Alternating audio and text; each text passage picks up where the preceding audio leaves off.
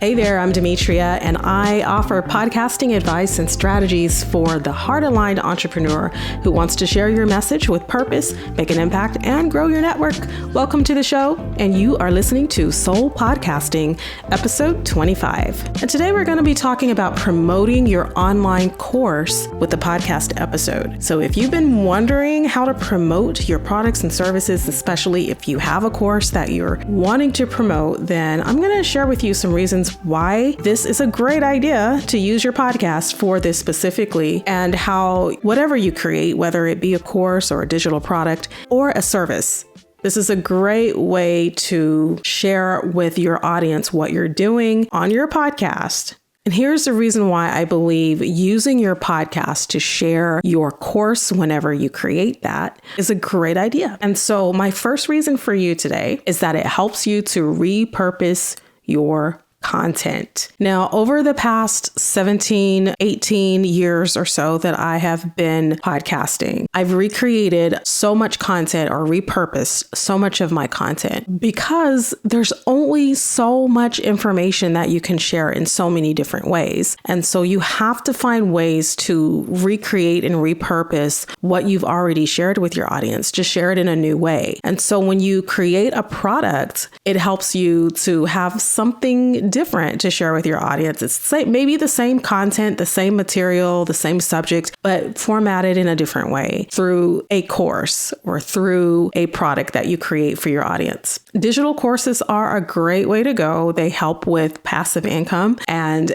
it also helps to establish your authority in your subject. So when you create your course, one of the first things you'll want to do is promote that course through all of your free networks, things that you're using, ways that or platforms that you're using to connect to your audience without having to pay for ads right away. And so your podcast should be one of the very first sources that you turn to when promoting your course. So when repurposing your content, you're cross-utilizing this information from one area of your business to another. So maybe you're also sharing this on your blogs and your other social media networks, but make sure you're using your podcast to share with your audience there. This is going to help you with providing a new revenue stream for your business, and it also reinforces the key concept for your audience. So you're already sharing this information most likely on your show, and so this helps to align with what you're already doing on your podcast by providing that content in a different way.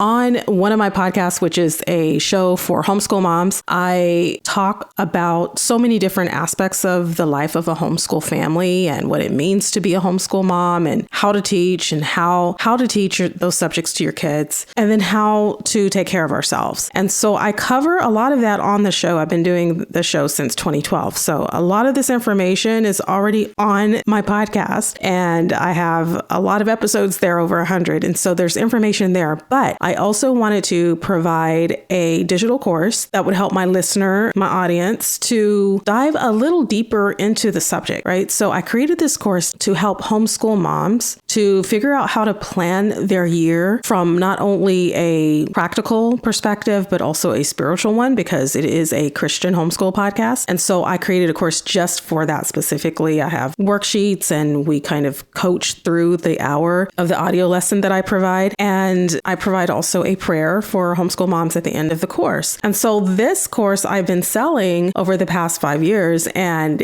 it aligns with what I'm already talking about on the show. So I make sure, as of recently, especially, to remember to promote my course. And so I was just reminded of how valuable it is to use your podcast to promote, because when I woke up this morning to the sales that I had as a result of that course, it was just yet another reminder that this is something that I should be talking about regularly on the podcast. And so since the content is similar to what's in the course, then I need to be sharing that course with my audience there. So when you create your course or your digital product, if you're teaching something that aligns with your podcast, be sure to promote it on your show. Creating an online course also helps you to collaborate with your listeners. So you want to encourage your learners from the courses to share their experience experiences on your podcast. You might want to interview some of your students or feature some success stories related to the course content. And this is also going to help you to promote your course and promote your podcast at the same time. You're promoting both. This is sort of a collaborative approach, and it adds variety to your podcast, but it also showcases the impact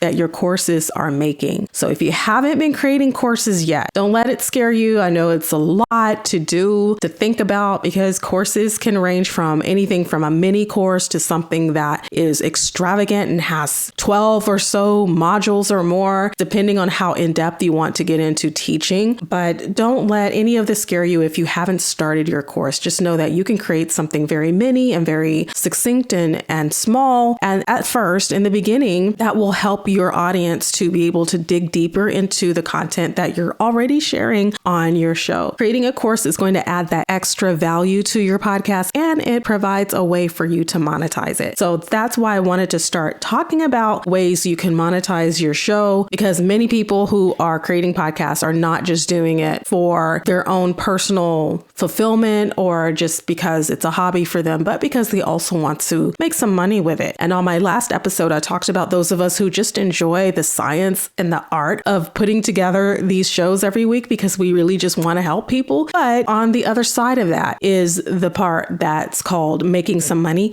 And I want to make sure that you're equipped to do that as well, if that is something that you intend to do with your show. You don't have to monetize your show. Once again, I'm not pushing monetization. I am saying that for those who are interested in monetizing, there are ways to do that. And creating your own online course for your audience is one way to definitely support your vision for your show while supporting your listener. And lastly, I wanted to share with you that you will improve credibility in your niche when you create an online course. The reason for that is that according to Ad Results Media, 74% of your regular audience will trust you as a podcaster and are likely to buy any products or services offered. So this statistic alone tells a lot about audience support and trust. If they are listening to you week after week, month after month, year after year, they're more likely to not only support your show, but to trust that what you're doing is credible and that you're a good source for the information that they're looking for. So you're providing all of this free content to help them on a consistent basis. So why wouldn't they trust you to go deeper into the subject matter by purchasing a course from you? If your courses delve into specialized subjects, it only makes sense that you would want to repurpose that content for your podcast because it reinforces your expertise in your field. It's basically helping you to establish yourself as a more knowledgeable authority in your niche, and you're going to attract new listeners who want that valuable information from you. So those are my really brief reasons why I believe you should definitely use online courses to help you repurpose content on your show, to collaborate with the participants of your course, and create credibility for yourself in your niche. And that is just about all I have for you on the show. This is a very brief episode, but it's brief because the content is so to the point today. And I just want to encourage you to create courses. I am creating one of many. I have created a lot of courses over the years, some that have flopped and others that have been more successful. One of the more successful ones has been my homeschool one. And so I'm finding that as I tweak my course creation processes and how to go about creating courses and even changing up the platforms I'm using to deliver them, I'm learning a lot about creating courses, and I'm learning what's important to include in a course, what is not, and how better to price them. And so I have a course coming down the pipeline really soon. I'm really excited about it. One thing I told you guys in the last episode is that I wanted to stay accountable for my process and what's happening. So I'm going to give you a quick update on what's happening there. I am at the point now where I'm creating the sales page and the funnel. I've created all of the videos. They have been rearranged into their modules in their proper place on system.io. And so now it's all about the sales page and creating a funnel. I've also imported all of my contacts because I was using an email service provider called Flowdesk, and I've used it for about a year. Prior to that, I was using ConvertKit, and I switched over to Flowdesk because I thought, it's half the price that I was paying paying at ConvertKit, and it offers a lot of similar features, but it just had that nice, gorgeous, pretty appeal to the way the newsletters are created and the templates and the fonts and all of that. So Flowdesk really specializes in making your newsletters pretty. And so I switched over because of the $19 a month deal that was happening, but they've recently gone back to the regular price. So I thought, just to save a little money in my business, that I would switch over to something else. So I thought about going back to ConvertKit, but then I noticed that System.io has a way to import those emails as well, and I can set my business up there. And so I'm going to try using System for my email service provider, in addition to the sales funnels and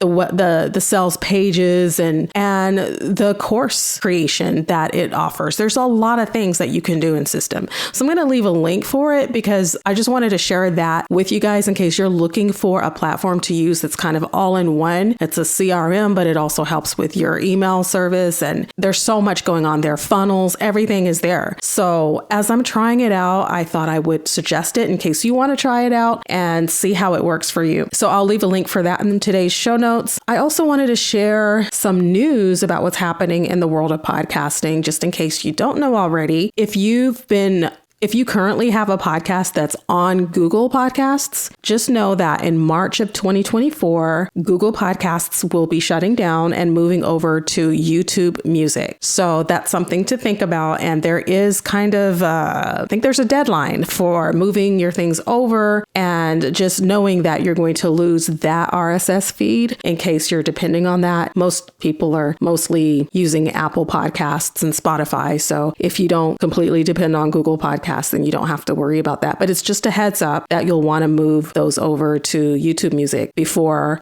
March. So as I find more industry news and things that's going on in the world of podcasting, I'll be sure to share that with you. And that is all I have on today's show. Thank you so much for listening today. And if you need additional support, would like to talk with me about setting up your podcast, or if you have any specific questions that you just feel like are not easily answered by a Google search or even asking AI for that matter, if you just want an actual person to sit down and talk to, then you are welcome to book some time with me, and I'd be happy to sit down with you. Check out my coaching session packages that I'll have a link available for you if you're interested in sitting down with me for 30 minutes to an hour to talk about your podcast.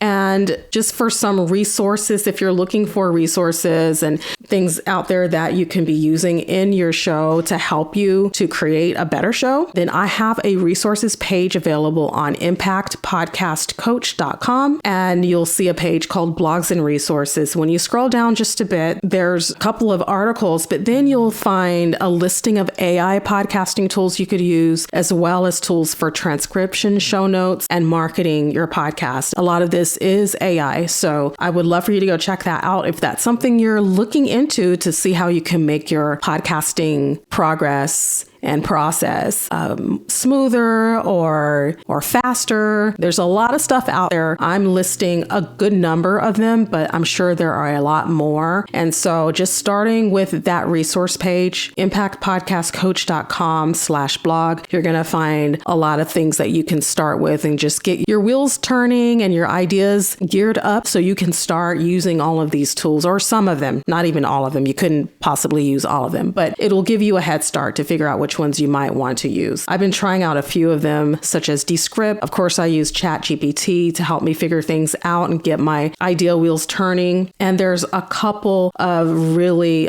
unique ones for videos and for audios that will help you to edit even faster. Descript is one of them. So I'm checking all this stuff out as I share them with you, but have a start there at the resources page. So that's all I have for now. Thank you so much for listening. And I would love for you to leave a review on Apple Podcasts. Please leave a 5-star review. Let everyone know that this podcast is helping you to feel better about your show and give you confidence that you need to create content and to market your show and to deliver to your audience. I would love for you to write a review if you can, but leaving a 5-star review is always something that would make my heart sing. So thank you so much for that. And until next time, happy podcasting.